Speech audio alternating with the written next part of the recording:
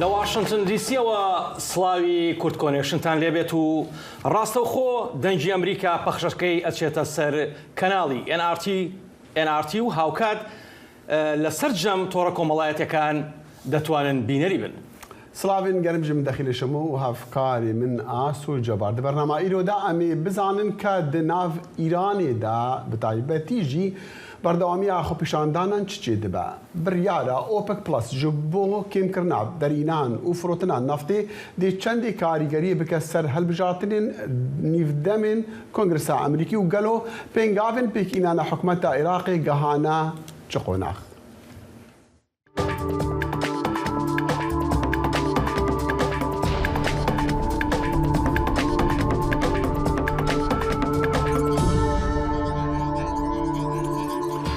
خۆپیشاندان و نەڕازیبوونین ئیرانیان لە چەندین باژارên سەرەکەیین ئیرانی بەردەوامن و چالاکڤان ڤیدیۆیان لەسەر میدیای civakî diweşînin.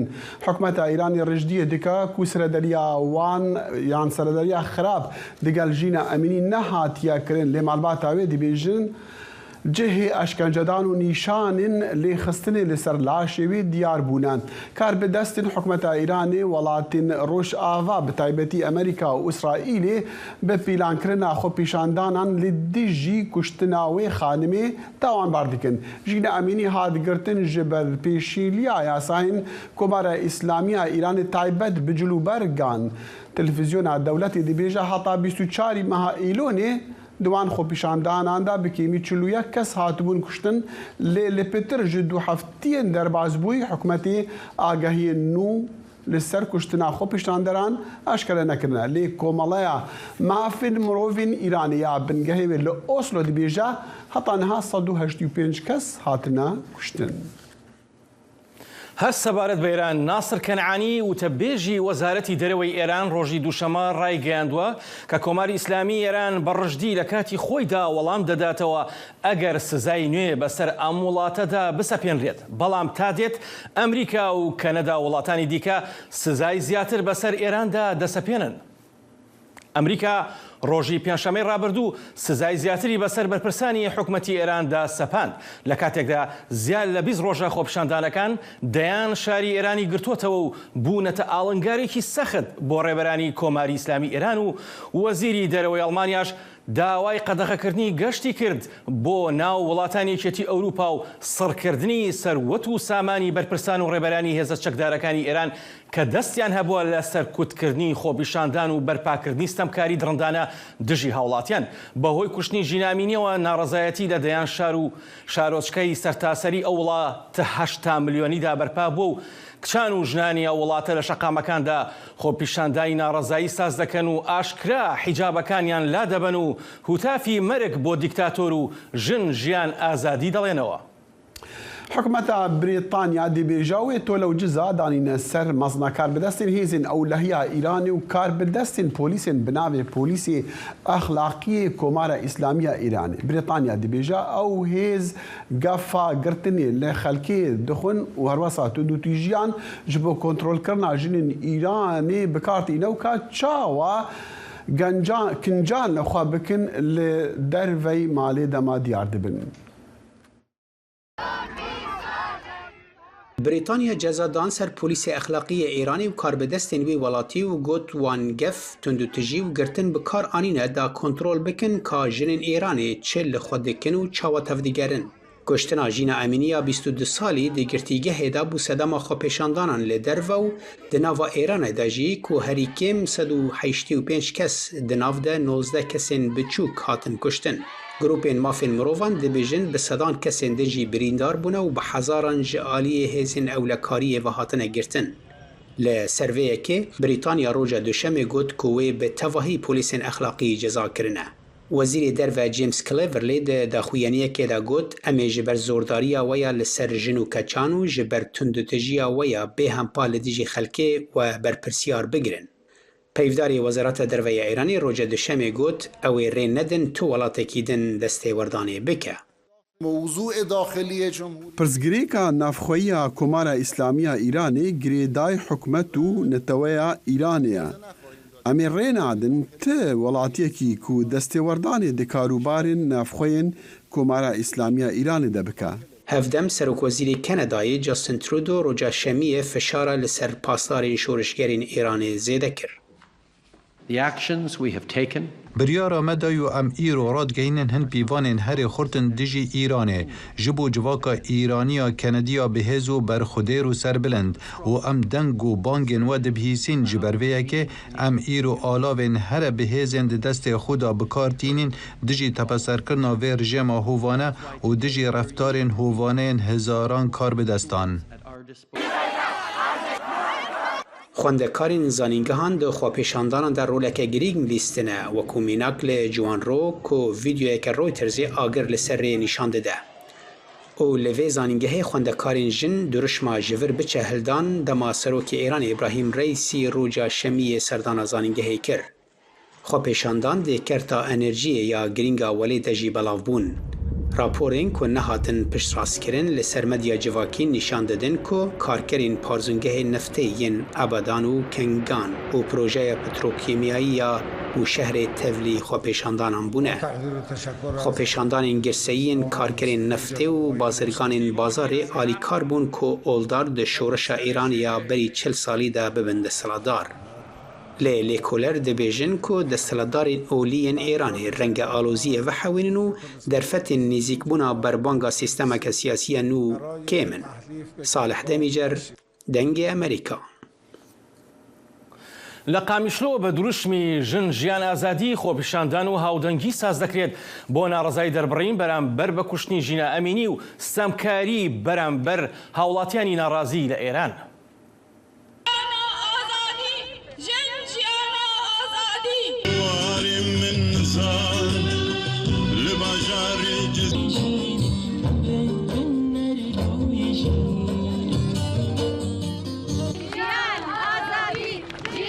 تبي بشتقريا جيانا أميني دردكبن أو جنا كرد الرجلات كردستاني قلسر دستي أولكاريا إيراني هات كشتن وأم تبدأ زانن بيشاوا أولكاريا إيراني دجي همي شعوب إيراني رادبن ونمازة ملتي كرد.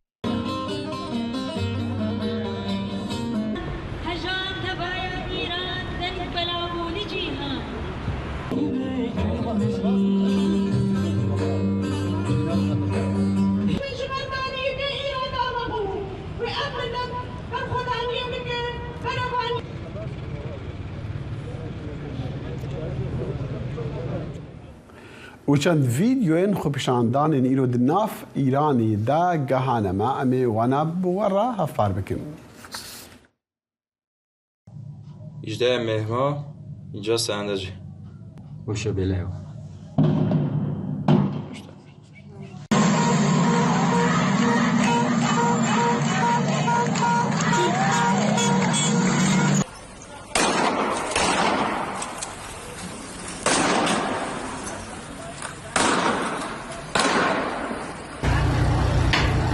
کرمانشاه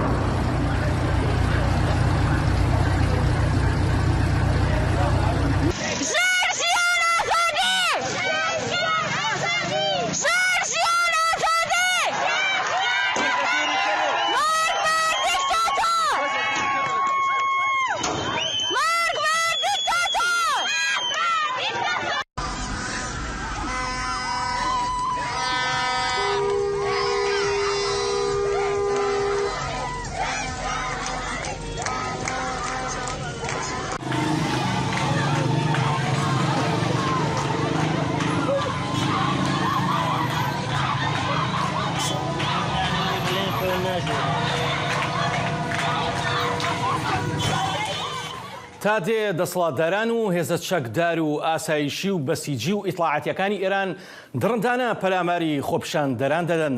هاوکات تا دێ خۆپیشاندەرانی ناڕازی زیاتر و زیاتر تووڕە دەبن بەرامبەر مامەڵەی ناشارستانی و نامرۆیانەی ئەو هێزانە. ناڕزاییەکان تەنها شارەکانی ئێرانی نەگرتوتەوە، وڵاتانی جیهانیشی گرتوتەوە. سەبارەت بە دوایین پەرسەندنەکانی ناو شارەکانی ئێران لە واشنتنەوە هاوکارمان فەرهاد فەلاحیمان لەگەڵدایە. فەرهاد دوایەمین زانیاریەکان چین؟ ئەم کاتتان باش ئاسۆ هەروواکە لە هەواڵەکان بەشێکی باس کرا خۆپیشاندانەکان لە ئێران بەردەوامن و سەرکوتکردنەکان لەلایەن هێزەکانی کۆماری ئیسلامی بە هەمان شێوە ئەوەی کە هەتا ئێستا ئاگادارین و بەدەست ناوەندی هەواڵ لێرە لە دەنگی ئەمریکا گەیشتووە ئەوەیە کە کرێکارانی پاڵاوگەکانی نەوتی ئابادان و کەنگان پەیوەست بوون بە کرێکارانی پاڵاوگەکانی نەوتی عسەلویە لە بوشەر و بەندەری عسەلویە کە دوێنێ ئەو مانگرتنانە و خۆپێشاندانەکان دەستیان پێکرد ئاسۆ لە بیرمان نەچێ ئەوانەی کە بارودۆخی ئێرانیان لە بەرچاوە هەر ئەم پاڵاوگە نەوتیان نەبوون کە کاتی خۆی بوونە هۆی ڕوخانی ڕژیمی پاشایەتی لە ئێران و حکوومەتی مەلاکان لە ئێران هاتە سەرکار. ئەمە زۆر گرنگە بەوەی کە بازاری گەورەی تارانیش لە ڕۆژانی پێشتر بینیمان لە مانگرتندا بوو، خۆپێشاندانەکان لە تارانیش بەردەوام بوون. ئەمانە ئاماژەی زۆر گرنگن لە دوای 25 ڕۆژ خۆپێشاندان لە ئێرانە کە لە مێژووی 43 ساڵەی کۆماری ئیسلامی ئێراندا هەتا ئێستا بێوێنە بوون. کاردانەوە زۆرن خۆپێشاندانەکان لە شارە جیاجیەکان بەردەوامن. هەر ئەمڕۆ لە شارە جیاجیەکان خوێندکارەکانی ئامادەی خوێندکارەکانی زانکۆەکان مانیان لە خوێندن گرتووە و لە شەقامەکان دروشم ئەڵێنەوە. ئەتوانم ئاماژە بە هەندێک کاردانەوەی جیهانیش بکەن لێرە لە ئەمریکا. جێک سۆلیڤان ڕاوێژکاری یاسایشی نیشتیمانی کۆشکی سپید دوێنێ دووشەممە لە واشنگتن لە 2 تویتدا ئاماژەی بە خۆپێشاندانەکان لە ئێران کرد و پشتیوانی ئەمریکا و پاڵپشتی ئەمریکای بۆ خۆپێشاندەرانی ئێرانی دووپات کردەوە. هەروەها لەلایەکی تریشەوە وەزیری دەرەوەی ئوسترالیا بە هەمان شێوە ئیدانەی سەرکوتکردنی خۆپێشاندەرانی کرد لەلایەن کاربەدەستانی کۆماری ئیسلامی ئێرانەوە و ئەمەی بە ناڕەوات زانی کە ژنان لەسەر مافە سەرەتاییەکانی خۆیان بکوژرێن لەو وڵاتەدا. ئاسۆ ئەتوانم بڕۆمە سەر بابەتێکی دیکە لە هەرێمە کوردیەکان. بارودۆخەکە زۆر خراپە.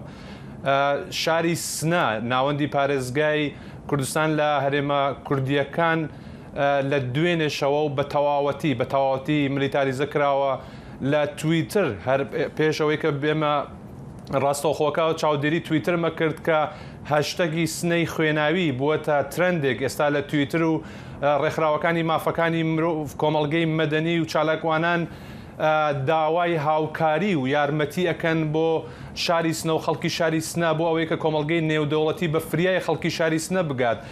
لە ڤیددیوەکانە بینیمان هەر ئێستاش لە دیمەنەکانە ئەیبینین ئاسۆ ئەوەی کە هێزە ئەمنیەکانی کۆماری ئیسلامی دوێنێ لە هەموو بەشە جیاجیەکانی شاری سنە بەبێ دەستپاراستن تەقەیان لە خەڵکی مەدەنی کردووە، لە کۆڵانەکان تەقەیان لە نێو ماڵەکان کردووە، گازی فرمێسکڕژیان خستووەتە نێو ماڵی خەڵکی ئاساییەوە بەبێ ئەوەی کە هیچ چەشنە دەستپارێزیە بکەن لەو کردانەوەیان.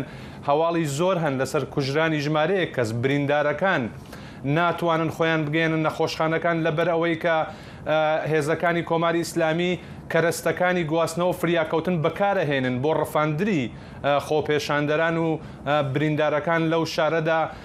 ئینتەرنێت سنووردار کراوە، دۆخی سنە زۆر ئاڵۆزا و هەروواکەوتم ڕێکخراوەکان داوای بەهاناچوونی خەڵکی سناکە ناسۆ.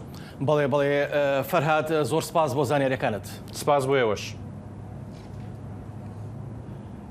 ئیرۆز سێشەمێ وەزیرە دەرەوەیە فەرەنسی گوت پێش وڵاتیان فەرەنسی لە ئیرانی هاتە نەگرتن و ئێکەتیا ئەوروپیژی لە هەف کریە لەسەر شێوەیە دانانا تۆلە و جزان لەسەر تەهرانی کو ڕەنگە لە هەفتیابێ وەرن جێبجێکردن. لە ڕۆژە شەشی جۆتمەهێ فەرەنسا ڕەخنە لە ئیرانی گرت و ئەو خەتەبار کرد بە کریارن دکتاتۆریانە و گرتنا وڵاتیان وێ وەک بارمتە پشتی وەشانە ڤیدیۆیەکی تێدا ژن و مێرەک پێناسینێ بتاوانە جاسووسیە دکن.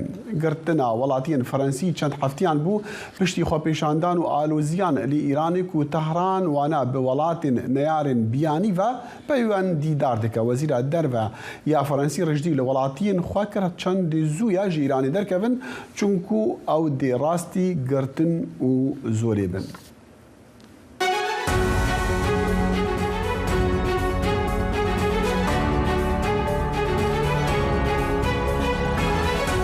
واشنگتن بەنامەیەکی هەفتانەیە لە بەشی کوردی دەنگی ئەمریکاوە ئامادە و پێشکەش دەکرێت. من بەڵێن ساڵح هەموو ڕۆژانێکی هەینی لەگەڵ پسپۆڕاندا تاوتوێی گەرموگورترین بابەتی ڕۆژ دەکەین لە پەیوەندی بە سیاسەتی دەرەوەی ئەمریکاوە. لەگەڵمان بن.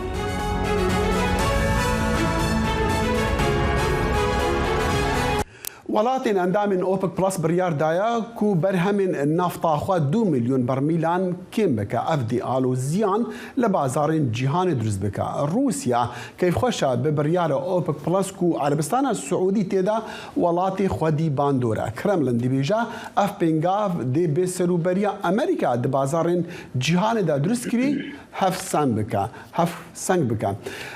لأمريكا بلندبونا بهای نفت و گازی راستوخا کاریگری دکه سر پیواجوین سیاسی نهاکو هالبجاتین نیف دم ین کنگرسی امریکی نیزیک دبن دموکراتو بریوبریا سرک جو بایدن خباتی دکن کو کنترل هر دو جواتن کنگرسی دستی واندا بمینا بلندبونا بهای نفتی بگومان دی ببا آستانگ لپیشوانا لوان بریوبریا بایدن پنگاوا اوپک پلس به آلیگریا روسیا و پوتین دایا بنافکرن اف پنگاف دی چاوا باندوری بکسر هالبجاتنین کنگرس امریکی در انجام وی لسر پیوندین واشنطن و ریاض دی چبن و بجارین لپیش بریوبریا بایدن چنا باشترین کس برسوا وان قصيار ما بدا دكتور بلال احمد وهابه ليكولر لواشنطن انستيتوت ليرا لواشنطن دكتور بعاني باش سپاس بكاتي جنابت پیش همو شتيك بجاركان لبردم بریوبریاتی بایدن چین خما دزاین تنها عراق نبي اگر ایران و فنزويلا ولاتان دیکه اوان دروي اوپک پلسن وڵاتی نارن. بەیانی باش کاک دەخیل بەیانی باش کاگاسۆ لە ڕاستیە ئەم کێشەیەکی بەشێکی ئابووریە بەشێکی سیاسیە جەنابەت ئاماژەت بە بەشە سیاسیەکە کرد کەوا بۆ ناوخۆی ئەمریکا لەوانەیە بە شێوەیەکی سلبی زەرەر بدا لە ئیدارەی دیموکرات ئیدارەی بایدن کە بەرەو هەڵبژاردنەکانی میدتەرم دەچن بەرزبوونەوەی نرخی بنزین لەم کاتە مانگێک پێش هەڵبژاردنەکان بۆ دیموکراتەکان خراپە لەلایەکی تریشەوە جۆرێکە لە هاوکاری بۆ پوتن جۆرێکە لە هاوکاری بۆ دژ یاخود بەم ئامانجانەی ئەمریکا کە هەیەی کە زەختێکی ئابووری لەسەر رووسیا دروست بێت ئەمە بێتە هۆیەوەی کە داهاتێکی زیاتر بچێتە گیرفانی پوتینەوە بۆیە لەم دوو ڕۆوە ئەمریکا پێی ناخۆشە بەڵام بەشێکی تری ئەوەیە کە ئەمە لە ڕووی ئابووریەکەەوە ئەگەر سەیری بکەیت جیهان و بەتایبەتی وڵاتانی ئۆپێک بەرەو قەیرانێکی دارایی دەڕۆن بۆیە دەیانەوێت لە ئێستەوە پێشەوەی کەوا نرخی نەوت بە تەواوەتی بشکێ پێش ئەم کێشەیە بکەون و لە ڕووی ئابووریەوە هیچ نەبێت جۆرە لە سەقامگیری بۆ بازاری نەوت دروست بکەن. پەیوەندیەکانی سعودیە و ئەمریکا بەهۆی ئەمەوە ڕاستی ناڕەحەتتر ئەبێ لە ڕووی سیاسیەوە ئیداری بایدن زۆر تووڕەیە دوێنێ سەرۆکی سەنات کە دیموکراتە وتی کە فرۆشتنی چەک لەوانەیە بە فرۆشتنی چەک بە سعودیا ڕادەگرێت وەلەوانەیە لە چەند ڕۆژی داهاتووشە شتی تر ببینین یاخۆی خێتابی تر ببینین. ئەمریکا چەند پلانێکی لەبەردەستایە چەند با بڵێن ئۆپشنێکی لەبەردەستەیەکی کە مەسەلەی پترۆلیەم ستراتیژیک ڕزێرڤە کە خەزنی کردووە بیوەی لی سرف بکات هەڵبەتە ناوێت بە زووی ئەوە تەواو بکات.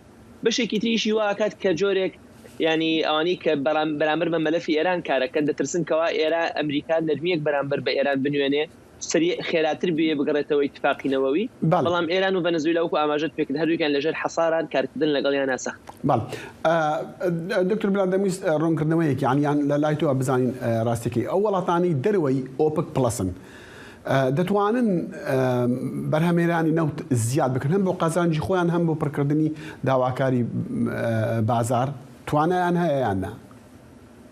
توانای زیادکردنی بەرهەمهێنانی نەوت ئاسان نییە تاکە وڵاتێکەوە ئەم توانایی هەبێت سعودیە ئەویش بنزیکەی ملیۆنێک تا 2 ملیۆن بەرمیل لە ڕۆژێکا وڵاتێنی وەکو ڤەنزوێلا وەکو ئێران ئەگەر ئیمڕۆژ بۆ نمونە تۆ ئەم ئابلوقە ئابووریان لەسەر لابەری چەند ساڵێکیان نەوێت چکە پێویستن بەوە بەرهێنانە پێویستن بە تەکنۆلۆژیای تا بتوانن بەرهەمهێنانی نەوتی خۆیان زیاتر بکەن بۆ شتەکە ئۆتۆماتیک نییە بەتایبەتی ئێران ئەوەی کە بۆ ئێران جیاوازە لەگەڵ ڤەنزوێلا ئەوەیە کە بحکمەوەی کە چەند ساڵێکە حەساری لەسرە چەندەها ملیۆنە بەرمیلی نەوتی هەیەکەوە لە تەنکەرایە و دانراوە بەڵام بەهۆی ئابلوقەکەەوە کەس ناتوانێت لێ بکڕێ ئەگەر هاتوو جۆرێک لە ئاسانکاری بەرامبەر بەم نەوتە بکرێت لەوانەیە ئەمەی کە لە تەنکەرایە بتوانێت بیفرۆشێت جۆرێک لە ماوەیەکی کورتخایەنە ئاسانکاریەک یاخود بازار نەوتێکی زیاتری تیابێت بەڵام ئەمریکەوە ئەم وڵاتانە بتوانن بە خێرایی بەرهەمهێنانی خۆیان زیاد بکەن ئەمەیان چەند ساڵێکی ئەوێت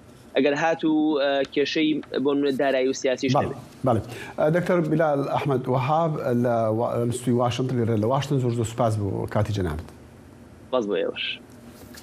جۆ بایدن سەرۆکی ئەمریکا هەفتەی ڕابردوو لێخۆشببوونی بۆ هەزاران ئەمریکی ڕاگەیان کە تاوانبار بوون بە هەڵگرتنی ئاسایی ماروانە سزادرا بوون. وە کۆشکی سپی دەڵێت پلانەکەی بایدن باز لە شێوازەکانی تومەتبارکردن دەکات کە ساڵانێکە بە شێوەیەکی نادادپەروەرانە کەمینەکانیان کردوتە ئاماج.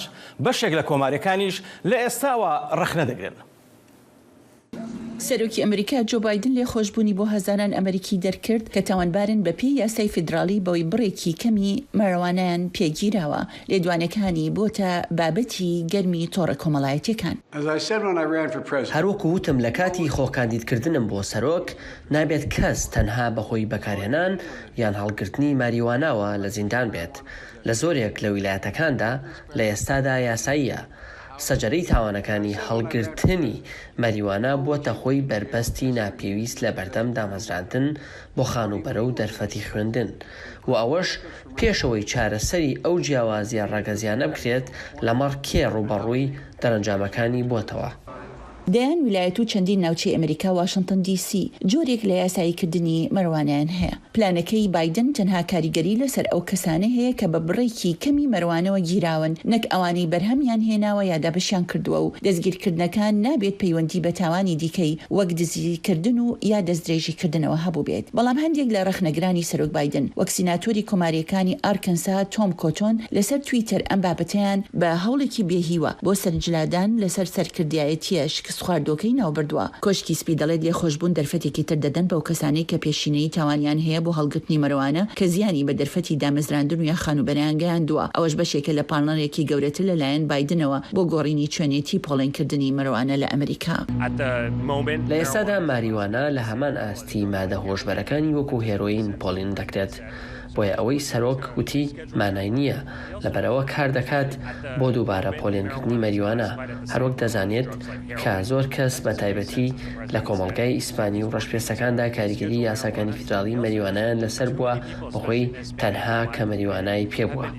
لە ئیستادا هیچ زیندانیەکی فیدراڵی نییە کە دەست بەسەر کراون لەبەر ئەوەی بڕێکی کەمی مەروانیان پێگیرا بێت. بەڵام بەو پێیەی زۆربەی سزاکان پەیوەست بە مەروانەوە لەسەر ئاسی ویلایەتەکان ڕوودەدەن. سەرۆک بایدن جارێکی تر داوای لە هەردوو پارێزگارەکانی دیموکرات و کۆماریەکان کردووە کە لێخۆشبوون لە ویلایەتەکانیان دەربکەن. لە کاتێکدا لێخۆشبوون تۆماری تاوانی کەسێک ناسڕێتەوە، بەڵام بربەستەکانی وەک ئەوانەی لە بەردەم مافی دەنگدان یان دانیشتن لە دەستەی سۆندخواران لا دەبات. سەرای ئەوەی داوای لە دەستگای فیدراڵیەکان کردووە پێداچوونەوە بە پۆڵێنکردنی مەروانە بکەنەوە کە لە ئێستادا بە مەترسیداترین لە فێنتانێڵین ریزبەند کراوە. بەڵام تاکۆ ئێستاکە سەرۆک بایدن داوای لەو جۆرەی لەسەر ئاستی نیشتیمانی نەکردووە. شایان پاشا بۆ راپۆرتی ئارەش عەرەبسادی دەنگی ئەمریکا.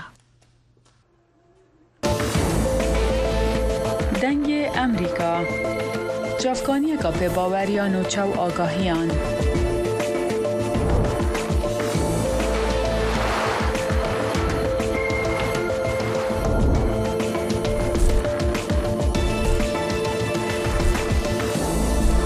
برای مالپەر و پلاتفۆرمên میدیا civakîya dengê Amerîka bala xwe bidin pêzanîn û nûçeyên cîhanê.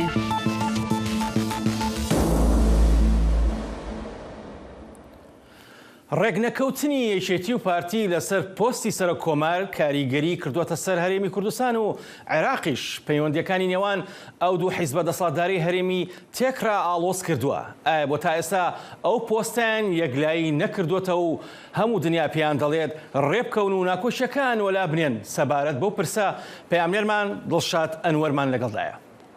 دڵشاد ئەم کاتت باش. ئەم کاتت باش، زۆر سپاس. لە کاتێکدا دڵشاد چوارچێوەی هەماهەنگی هەوڵەکانیان سەر کردوێتەوە بۆ پێکەنانی حکومەتی نوێ، بەڵام یەکێتی و پارتی گەشتوونەتە کوێ؟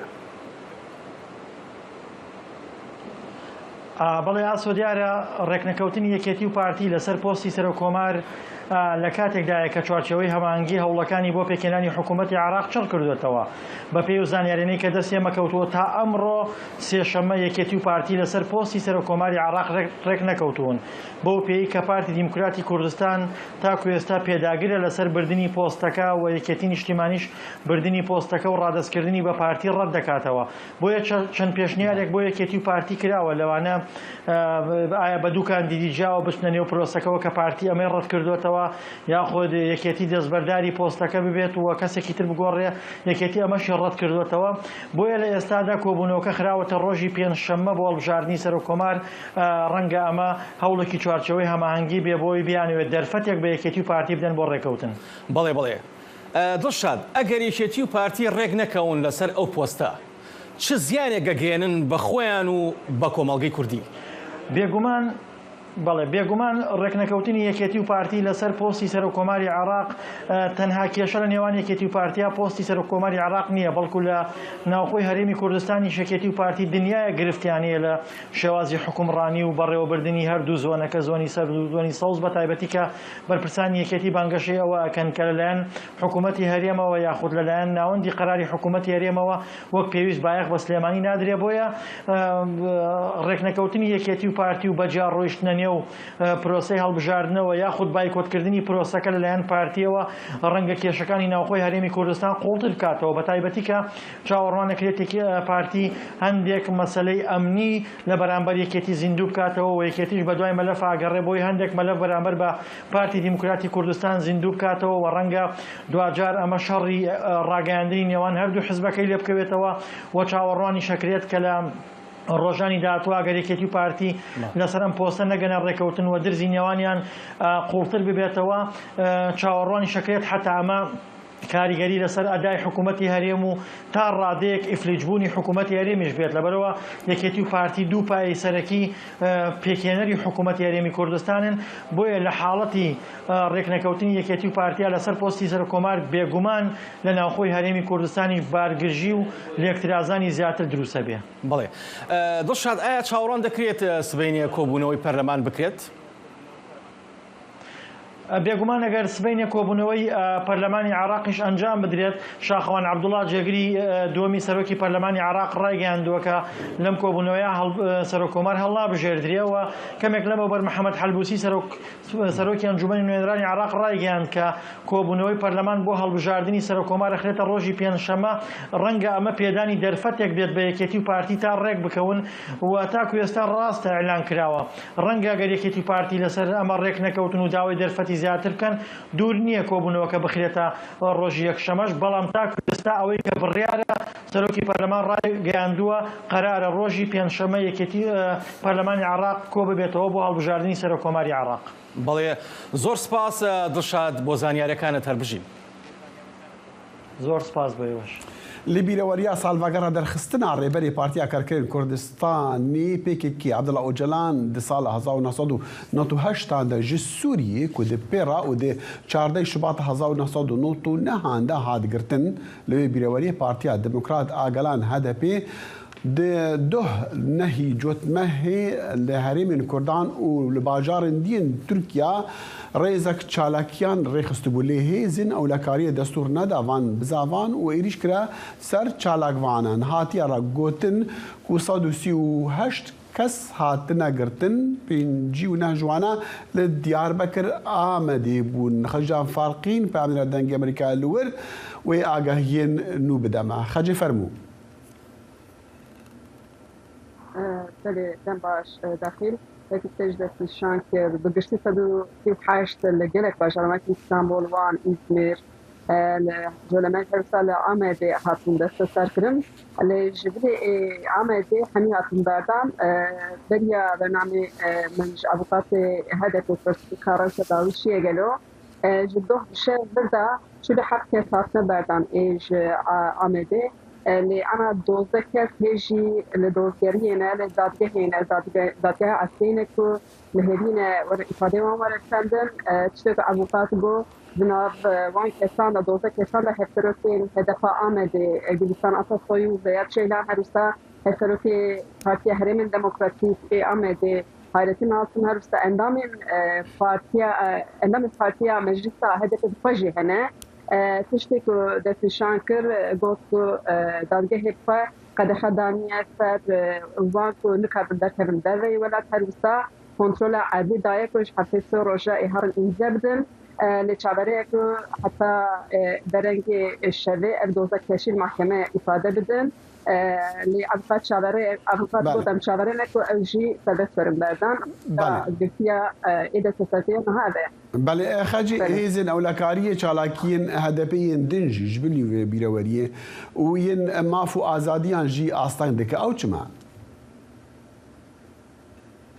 بله أبدنا كده جد عصيا فدا تيجي وقتا مثلا بيشن كو بشتي هولة دلبالش كلي بردا أبدنا كده جد لباجار كردا قد خيايك منا وانا امكان باش شافين صار له دري ان شاء الله كتن قد فكرن لي دخايبات وقت كفرت مفروشاندان يكبكن وقت الدجي بجم يعني اراميه ناف باجر خراب كن كوني خاندن شو زان تجد شانكر ارسل كين هدف جبير درتك كابلا اجلامبون وكيف هاتن دست شانكر دست سركرجي وقتی بشتر شالاکی رسمت تروری به هات نداد کردن پس که جوانجی هات یکرن اذا کاغلو وزانن نهجوت نهچیه او رو چی بیان وش ما بشتر بون و الوری داخلی یک چاب دانه و بشتوان رسمت تروری رنگی یعنی هدفی وزانن که گل چاران داخلی رایدار انداش دبینه کد به ابرت اسمك تروریش بروی تدمه که شالاکی وان دستناد نتنه پشتوانیا جنا امنی و ناگهان اثر سرداجی ایریشین گلکتن شی بکنن لامده بله خاجي امزاني برواريا ديسامرنا نبيسكاري نافدار محمد اوزونجي چالاكي هنا او چالاكيتين اصلا كريميانا بله محمد اوزونج بو وجه كرد براسي ناوكي گلك بباندور بجبرك وقت يك دامزنري وجه لوجان اكودي تناسكرن 12 سال بری لامده نخوشینا پنچشیر جیاناوی یشی نخوش دست تابو ایران سرگوراوی زاد کم دور ساعت نفر ساعتی که در بیرامنه که چیده و کدیجی پانده که سر جیاناوی برهمنوی و بیمتاویش بوی وجه کردیچیه جالی مسترکو پانده که جی لدار کرده وزارة تشاندو يا تركيا هالبت فستيفالك ريدخا ديارة سلوك تركيا رجب طيب أردوغان ويلي أعمد ببالي سازين كردي اللي ديجي وينانا أو شي مسألة بله براحتی دمکی بريشك و يعني جالي رایدان دولت برنامه که افاس سیر تجاو رنگینا دارتسن لی حاضر دهن ازشون اکو نزی هدف نرجیه که در تجربه کد بیشن سود وزان نبی فستیوالی جی ریاکشنده اسوریه و تایبت نب سودتین دارتسن او بیشن سور حافظه و بیره باجر بو هات رفاندن افاده جنا تساندن بحذران كيف الويدري كوشبار بون برنت شيبون هي او دمن تارينا هات نروني كرن هي خلق شينا خو باش نگرتيه چوا شد الويدري وقت فقط اشتكنا هات ذكرن فستيفال مديري شد بال دجي بيا كداكن تكن بينن دقال بانجوات هذا في وانا جي بشتريك ده هي واردوغان بتشارچ بداي وره لي ميتينغ كدار فاجوتي تو ميتينغ هلبجاتني دستكا هلبجاتني جبت نستاندن الاخير بالي خرجان فارقين بامن دنگي امريكا لديار بكر احمدي قال لك سباس لە باکوور و ڕۆژهەڵاتی سووریا بەتایبەت لە ناوچە کوردنشینەکان کاری بیناسازی کەم بۆتەوە بەهۆی ئەو دۆخەوە هەزاران کرێکار بێکارن بە وتەی چاودێران ڕێژەی بیناسازی لە ناوچە کوردنشینەکانی سووریا بە ڕێژەی نزیکەی لە 80 دابەزیوە فەرموون لەگەڵ ئەم راپۆرتەی زانا عومەر لە خامشلەوە تفگرا آواهی لباکور رجلاتی سوریه به تایبەتی لە هەرێمên کوردان کێم بووە ئاواهیên نو نایên avakirin و gelek avahiyên din jî karê wan hatiye rawestandin û nîvcomane li gorî berpirsan geşebêdan û tevgera avahiyê girêdayê rewşa siyasî ewlehiyê ye rêvebirê yekîtiya ofîsên avahiyan Ednan Misewwer dibêje got gef û êrişên Tirkiyeyê ser deverê bûne sedema kêmbûna asta avahiyê وكرين وبروتين براسيجي قلتي هبو دما يكي متعهد شو سر عردكي مجرد تريكس دبر دخلالها درجات قش هات بروتين لكن انا حكي سكناندين شيبوي او سكناندينجي قريداي مسألة سياسي مسألة عسكري دما يعني دولة الكيلة ما ترسيه هنكي تخيلن دلي ملد يرو اويا بشكي تعداري دبي د بردوامیه اخافتنا خوده برز مصور دا زانینگو پیوستیا دوري به اولهیه هي داکو ولاتی کاربن آواهی اخوه ساز بکن يك هي خانيكي وهي وشوار عندك خو أبابك دما طرس سبب بشكي دورت كان طرس تأثير قلتي لملتك الولايات كحركة سلوية اقتصاد وقت ما قلت اقتصاد ورأس مال يعني عفوا الشر بهبدو في قريداي لالیەکی دن ئەڤ ڕەوش باندۆرێکە نەینی لەسەر ڕەوشە ئابووری یا بحەزاران کارکەران دکە باوێ سافی کارگەرێکی ئاڤاهیانە ji gundewارê qabişloye dibêje got karê wan gelekî kêm bûye û bi zehmetî debara jiyana xwe dikin niha. كنا نمشي بالشارع أي واحد يصيح لك برێ ئەم لە کۆلانان دمەشیان خەلکێ گازی مەدیکرد ji بۆ کار lê ev 2 salin avakirin rawestiyaye û kirîn û firotin nemaye karê me jî pêra rawestiyaye tevgera avakirinê lawaz e dihatên me jî ne li gorî lêçûnên jiyanê ne nexwasim hinek ji me zarok û nexweş di malbatê wan de hene. لالیەکی din buhabûna nirxê alav û maddeyên avakirinê bûye asteng li pêş berdewamiya avakirinê. Karsazê warê avakirinê Ehmed Hesen dibêje got niha dahatên avahsaziyê pir kêm bûne nexwasim got nirxê lêreya Sûrî beramberî dolarê Emerîkî pir daketiye. هاد شغل الناس شغل فعلى قيمة برهانين وشغل جي أنا كيما بالمقابل يعني بري بلكي أم هي قشيد شغلين أنا أم هي بلكي دهرو شاردو جابنا شغل ومشاكلي مجي أغلبية ناجبر وقم قوتي مواد بناء بخوجي مقابل دولار بهابونا فروتنا معايا وبلديات جيب تشكي أصلا جيج مرشيت كن طابقات شارع لغو كرنا متحضرنا وفي يعني تين قالك مشاكل جانا جمردت خن أو جي جيب تشكي سببك كيم بونا شغل Li gorî çavdêran rêjeya avahiyê li herêmên Kurdên Sûriyê nêzîkî 8 sedî daketiye. Li aliyekî gef û êrişên Tirkiyeyê metirsiyeke li deverê çêkiriye, li aliyekî din jî nirxê kelûpelên avakirinê bilind bûne. Nirxê her toneke hesin gihîştiye $1000 Emerîkî goberiya niha $850 bû. Her wiha nirxê her Türkeke çemento gihîştiye 25,000 leyreyên Sûrî goberiya niha 18,000 leyreyên Sûrî bû. Zana Umer dengê Emerîka Qamişlo. دەنگی ئەمریکا سەرچاوەی متمانە پێکراوی هەواڵ و زانیاری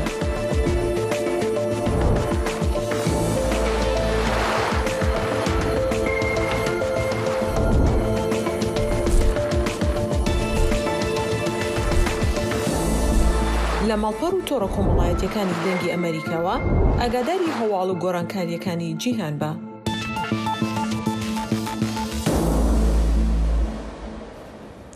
سەرۆکی ئەمریکی جۆ بایدن ڤاگەڕیا کۆش کاسپی دوشەمبێ پشتی بە هەنڤدانا داویە هەفتیە و ڕۆژە نیشتیمانیە خەڵکی ڕەسەنی ئەمریکا ji ویلاتاخوا دەلەوێر و هەفدەمێ مەزنترین ێریشا رووسیا لە دژی ئۆکرانیا di çend mehanدا دوشەمبێ سڤیل لە چەند باژارên ئۆکرانیا ببوونە ئارمانجên ێریشên موشەکان و درۆنên رووسی بکێمی 16 کەس دوان ێریشاندا هاتنە کوشتن و بوون سەدەمێ بڕینە ئاو و کەهرەبێ وێرانکردنا ئاڤاهیان و تێکدانا ئۆتۆمبێلان لە داخوایانیەکێدا سەرۆک بایدن گوت ێریشên موشەکên رووسی و سڤیل کردنا ئارمانج نیشانەکە دیا هۆڤاتیا شەڕێ پوتینە لە دژی گەلێ ئۆکرانیا دە پەیوەندیەکە تێلەفۆنێ دەژی سەرۆکی ئەمریکی جو بایدن بە سەرۆکی اوکراینی را سوز دا کو سیستم بەڕەوانی ئاسمانی یا کو ئۆکرانیا لە دەستپێکا شەڕی داخواز کردی بدە ئۆکرانیا بایدن گوت ژی ئەمریکا دیگەل هەفبەندên خوا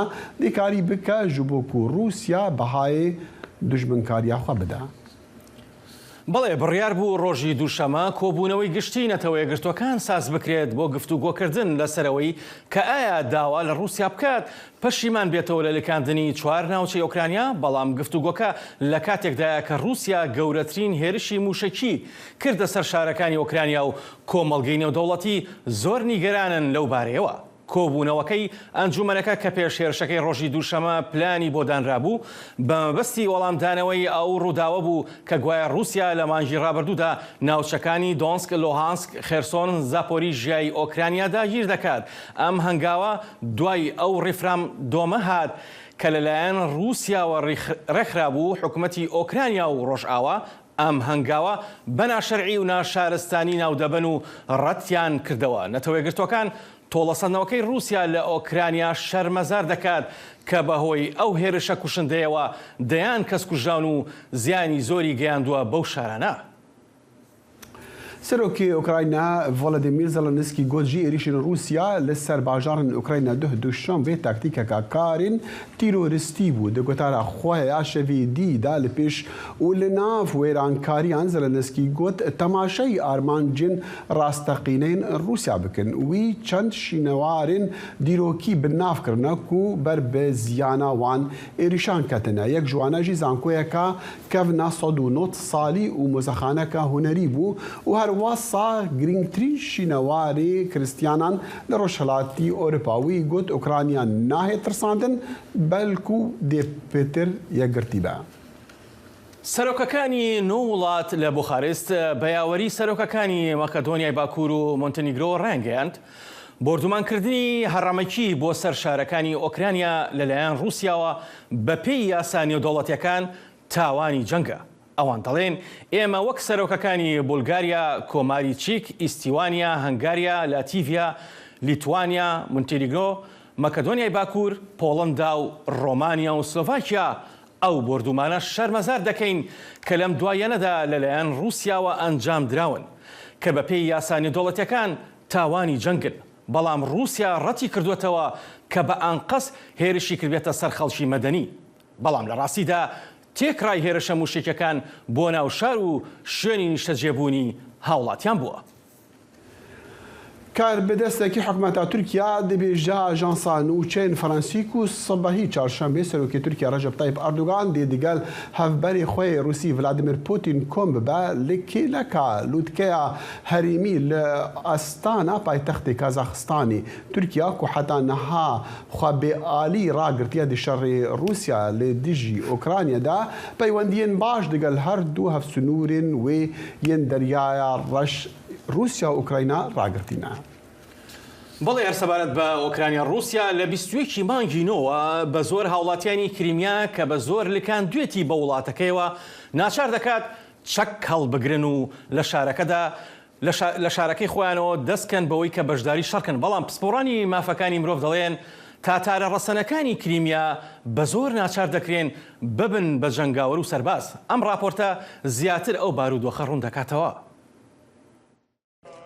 سەرکردەکانی نیمچە دوورگەی کریمیای نزیک لە رووسیاوە دەڵێن ئەو بەناو کۆکردنەوەی بەشێکی سەربازی هێزەکان لەو نیمچە دوورگەیە کە لکێنراوە بە رووسیاوە کۆتایی هاتووە. بەڵام یەکێک لە ڕێبەرانی مافی مرۆڤ کە پشتیوانی لە تەتەرە ڕەسەنەکانی کریمیا دەکات بێ ئەوەی ناوی بووتێت قسەی بۆ کردوین و پێی وایە زانیاریەکانی بە سەربازکردن بەردەوام لە ئارادایە. لەسەر بنەمای ئەوەی کە پیان وتوم ئەو داواکاریانە دەهێنە بەر ماڵی خەڵکەکە. خەڵک لەوە گەیشتون کە هەر کەس لە دەرگایدا هاوڕێن نییە. زۆر جار هەر نایکەنەوە.